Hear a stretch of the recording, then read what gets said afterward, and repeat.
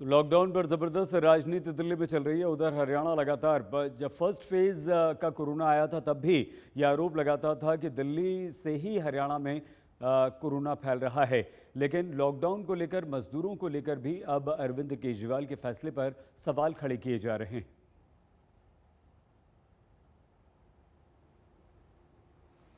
और इस वक्त देखिए, हरियाणा के स्वास्थ्य मंत्री अनिल विज जी भी हमारे साथ जुड़ चुके हैं। अनिल जी, बहुत धन्यवाद आज तक के लिए समय निकालने के लिए, हमसे बातचीत करने के लिए।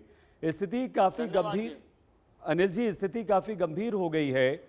ऐसे में क्या फिर से आपके राज्य हरियाणा को ये खतरा है कि दिल्ली से वहाँ पर कोरोना के मरीज पहुँच रहे हैं और कोरोना फैलने का ज़्यादा खतरा बढ़ रहा है?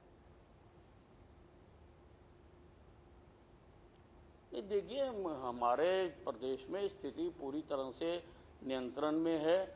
ये ठीक है कि जितने हमारे प्रदेश में टोटल कोरोना के एक्टिव पेशेंट्स हैं उसमें से आधे 3 जिलों के हैं, जो गुड़गांव, फरीदाबाद और सोनीपत में हैं, जो दिल्ली से सटे हुए हैं। इस बात की संभावना हो सकती है कि दिल्ली से बड़ी संख्या में मरीज, क्योंकि वहाँ पर आजकल रोज आ रहा है कि वहाँ पर बेड्स नहीं मिल रहे हैं, आईसीयू नहीं मिल रहे हैं, तो वो हमारे इन 3 शहरों में आ रहे हों। तो लेकिन आए जो आए, हम किसी को रोक तो नहीं सकते। अब जो आ रहे हैं हम उनकी व्यवस्था कर रहे हैं, उनका इंतज़ाम कर रहे हैं। और कल ही हमने अपने विशिष्ट एसीएस को वहाँ पर गुड़गांव में भेजा था कि वो जाकर व्यवस्था का आंकलन करें और अगर एक्स्ट्रा बेड्स क्रिएट करने की आवश्यकता पड़ती है तो करें। उन्होंने कल फैसला लिया है कि वहां पर 800 और अतिरिक्त बेड्स क्रिएट किए जाएंगे और वहां पर उसका इंतजाम किया जाएगा। अनिल जी, ये तो अच्छी बात है कि मरीजों में भेदभाव आप नहीं कर रहे हैं, आपका प्रदेश बिल्कुल नहीं कर रहा है, करने आप भी नहीं चाहिए, तो मानवता के विरुद्ध हो जाएगा। लेकिन क्या आपको लग रहा है कि ज़्यादा दबाव आप पर पड़ रहा है, हरियाणा पर पड़ रहा है, और जो सीमा से लगे हुए इलाके हैं जिनका जिक्र अभी आप कर रहे हैं, वहाँ दिल्ली से ज़्यादा मरीज पहुँच रहे हैं? नहीं, मैंने आपको बताया कि संभावना है, क्योंकि बाकी जिलों में इतने मरीज नहीं हैं। जो दिल्ली से सटे हुए जिले हैं उन्हीं में ही ये मरीज हैं, लेकिन हम व्यवस्थाएं कर रहे हैं। हम वहाँ पर भी अपनी सारे अधिकारियों को हमने लगाया है। मैं खुद वहाँ पर बात कर रहा हूँ कि हर आदमी को वहाँ पर बेड मिले, हर आदमी को आईसीयू मिले, हर आदमी को ऑक्सीजन मिले। इसका हमने सारा इंतजाम किया है। और कल ही हमने स्टेट लेवल की मॉनिटरिंग कमेटी की मीटिंग की है। उसमें सभी सरकार के सभी विभागों के उच्च अधिकारी थे। हमने सबको लगाया है कि कोरोना की स्थिति को अपने प्रदेश में नियंत्रण में रखें, और अभी तक हमारे नियंत्रण में है, हमारी व्यवस्था है। हमने समय रहते सारी व्यवस्था कर ली थी। हमने आइसोलेशन बेड्स की व्यवस्था कर ली थी, हमने मेडिसिन की व्यवस्था कर ली थी। और हमारे प्रदेश में जो हमारे एक्टिव पेशेंट हैं, लगभग 45,000 एक्टिव पेशेंट हैं आज की तारीख में। इसमें से 30-32 हजार पेशेंट्स जो हैं वो होम आइसोलेशन में हैं, और उनकी भी हम चिंता कर रहे हैं। मैंने टीम्स बनाई हैं कि हर जो होम आइसोलेशन वाला पेशेंट है उसको घर पर जाकर कम से कम 2 दिन में एक बार मेरे डॉक्टरों की टीम जाकर उनको देखे, उनको दवाइयां दे, उनको लिटरेचर दे, और हर घर में कम से कम 1 ऑक्सीमीटर दे। हम उसकी व्यवस्था कर दी है कि सबको घर में ऑक्सीमीटर दिया जाए, क्योंकि हम उनकी भी चिंता कर रहे हैं। बड़ी बात है अनिल जी। लेकिन गुरुग्राम, फरीदाबाद, ये एकदम दिल्ली से सटे हुए आपके 2 शहर हैं। यहाँ क्या दबाव बढ़ रहा है दिल्ली के मरीजों का?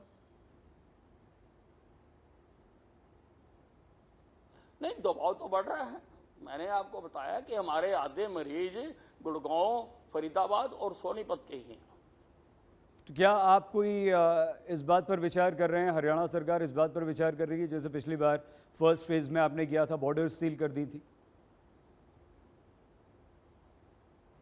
नहीं, अभी हम कोई बॉर्डर सील नहीं करना चाहते हैं, कोई लॉकडाउन नहीं लगाना चाहते हैं। हम कोरोना के नियमों की सख्ती से पालना कराकर कोरोना पर नियंत्रण करना चाहते हैं।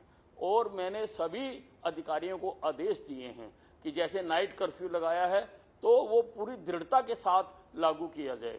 जिस प्रकार से जो गैदरिंग्स पर हमने प्रतिबंध लगाया है कि इंडोर 50 हो सकते हैं, आउटडोर 200 हो सकते हैं। हालांकि आजकल धार्मिक उत्सवों का सीजन है, लेकिन मैं किसी भी धार्मिक स्थान पर प्रतिबंध नहीं लगाना चाहता हूं। किसी मंदिर पर, किसी गुरुद्वारे पर, किसी मस्जिद पर, आजकल रमजान भी चल रहे हैं, मैं प्रतिबंध नहीं लगाना चाहता हूं। लेकिन मैंने ये हिदायत जरूर दी है कि इस चीज को सुनिश्चित किया जाए कि जो गैदरिंग का हमने पैमाना तय किया है कि इंडोर 50 और आउटडोर 200। नहीं, ठीक है अनिल जी, एक बात और बता दीजिए जल्दी से सर। जो ये संस्थाएं हैं, ऑक्सीजन और रेमडेसिविर, ये दो की जबरदस्त अस्पतालों में कमी आ रही है। क्या आप ये आश्वासन दे सकते हैं अपने प्रदेश के लोग? हमारे पास सफिशिएंट मात्रा में रेमडेसिविर है और हमारे पास हमारे प्रदेश में ऑक्सीजन भी सफिशिएंट मात्रा में है। मैंने उसमें कोई कालाबाजारी ना हो, कोई इधर उधर का दबाव ना पड़ा हो। जितने भी मेरे प्रदेश में ऑक्सीजन प्लांट हैं या बॉटलिंग प्लांट हैं, मैंने उसके ऊपर ड्रग कंट्रोल ऑफिसर्स का और पुलिस को वहां पर बिठा दिया है ताकि वो कोई मनमानी ना कर सके। ठीक है, बहुत अच्छी बात है अनिल जी। जो हमारे अनिल जी आखिरी सवाल है, अनिल जी जल्दी से, समय थोड़ा सा कम है। कहीं ऐसा तो नहीं कि कोरोना के पेशेंट्स अस्पताल में भर्ती होना चाहते हैं, उनकी तबीयत ठीक नहीं लग रही है, उन्हें ऑक्सीजन की कमी है और आप कह रहे हैं कि नहीं आप घर में रहिए, हम डॉक्टर्स का इंतजाम कर देंगे या 2 दिन में डॉक्टर भेज देंगे, दवाई भिजवा देंगे, वहाँ ठीक हो जाएंगे? कहीं ऐसा तो नहीं सर, इससे नुकसान तो नहीं हो जाएगा? नहीं, ऐसा नहीं है। ये पेशेंट की चॉइस के ऊपर है। अगर पेशेंट घर पर रहना चाहता है तो घर पे रहे और मेरे डॉक्टर्स विजिट करेंगे। अगर उनकी हालत खराब होगी तो उनको अस्पताल में रेफर किया जाएगा और अगर और होगी तो मेरे जितने मेडिकल कॉलेज हैं, मैंने सभी मेडिकल कॉलेज में क्रिटिकल कोरोना केयर सेंटर स्थापित करने के आदेश दिए हैं कि जो सीरियस पेशेंट्स हों वो इधर उधर प्राइवेट अस्पतालों में ना भागे, वो हमारे ही ये और अच्छी बात है अनिल जी। और आपके प्रयास जो हैं उससे हरियाणा की जनता को और दिल्ली जो सटे हुए इलाके हैं, दिल्ली वाले भी वहां जाकर इलाज करवा पाएं, ये अच्छी बात है। हम उम्मीद करते हैं कि आपकी बातें हमें विश्वास दें और ये सच हों। बहुत धन्यवाद।